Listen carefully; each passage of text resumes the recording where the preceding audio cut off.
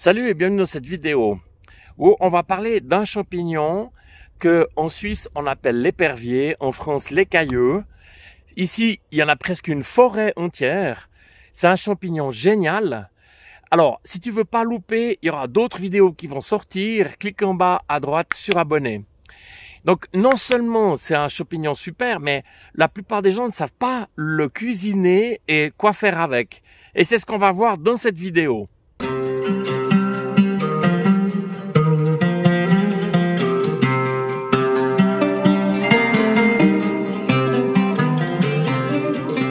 Quand je parle d'une forêt, c'est presque le cas. Regarde, il y en a ici, là, ici. C'est un champignon qui est très reconnaissable. Là, il y a une touffe. Ici. Là. Là, il y a des vieux, je vais les laisser mourir. Mais par contre, ils ont fait des petits. Ici aussi, que eux, il y en a encore un là, que eux je vais prendre. Alors voilà le résultat de ma récolte. Je vais dire environ 2 kg, parce qu'aujourd'hui sur le canton de Vaud, c'est limité à 2 kg. Donc il ne faut surtout jamais dire qu'on en a plus. Et puis je vais prendre ici ce livre excellent de Marcel Bon. Ce livre que la plupart des clubs de champignons utilisent est ici donc à la page 210, l'épervier. Son nom latin c'est Sacrodum imbricatus. Alors donc le chapeau peut atteindre jusqu'à 30 cm de diamètre, c'est énorme. Il a sur le chapeau des écailles grossières ici, puis dessous surtout ce qui est très important. Donc, Marcel Bon parle ici d'aiguillons d'écurons. Moi, je parle de picots. Donc, c'est un peu ce qu'on trouve aussi sur un autre champignon qui, lui, a une forme blanche ici. Et dessous, on retrouve exactement la même texture.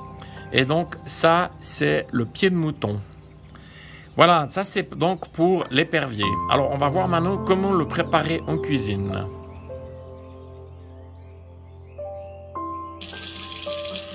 Alors la toute première opération, je viens les nettoyer et ensuite je viens les rincer, les laver à l'eau froide. Et je les mets dans mon récipient ici. Je vais faire ça avec tout mon tas. Pour la deuxième opération, je suis venu laver donc un pot. Ici c'est en l'occurrence 5 litres. Et c'est juste parfait. Moi je conseille vraiment de prendre plutôt des gros pots. Ça va me faire un pot comme ça, va me faire à peu près une saison. Ensuite, c'est le découpage. Les moyens comme ça, je vais les couper en 4. Je les mets directement dans le pot. Les petits comme ça, je vais les couper en 2. Puis ainsi de suite, je vais faire tout mon pot. Voilà, lorsque j'arrive à peu près un quart du pot en champignons, je viens mettre une branche de romarin, ici. Une feuille de laurier et une gousse d'ail dont j'ai enlevé la peau. Alors je remets ma feuille de laurier, ma nouvelle branche de romarin et puis l'ail je l'ai coupé en 2 parce qu'il est un peu gros, donc un de chaque côté comme ça. Et puis on va passer donc maintenant au vinaigre. Alors vinaigre aux herbes, c'est pas un placement de marque, j'ai essayé une dizaine de vinaigres. Surtout pas le vinaigre de cidre. Donc ça, le champignon est tout mou. Et des 10 vinaigres que j'ai essayé, je vais y arriver. C'est celui-ci vraiment que je trouve où le champignon est le plus croquant et qui se conserve le mieux. Alors voilà, donc je vais remplir jusqu'en haut. Alors regarde, en plus c'est joli. On retrouve tout ce qu'on a mis dedans et surtout pas oublier l'étiquette. Donc les éperviers vont se tasser à peu près de moitié, ça va venir à peu près jusqu'ici. Et puis au fur et à mesure des récoltes, donc je vais revenir et remettre du vinaigre jusqu'à ce qu'on ait atteint le sommet du pot.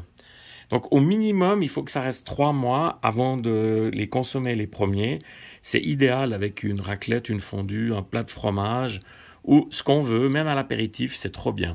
Voilà, j'espère que cette petite vidéo t'a plu. Merci de ta visite et d'être passé par là. Donc un petit pouce fait toujours plaisir. À bientôt.